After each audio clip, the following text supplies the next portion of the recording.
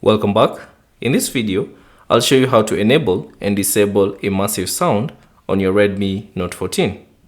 So I'm using the Redmi Note 14 Pro Plus, but the same steps should apply for the other Redmi Note 14 phones.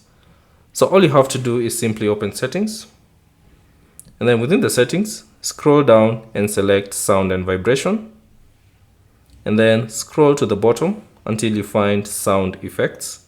Tap on that, and then you should see the option immersive sound under the Dolby effects category. So if you want to enable this immersive sound feature, all you have to do is tap on the toggle switch icon. And if you want to disable it, simply tap on that toggle switch icon, and that will disable the immersive sound on your Redmi Note 14. So that's basically it on how to enable and disable the immersive sound feature on your Redmi Note 14. Thanks for watching. If you have any questions, leave them down in the comment section below.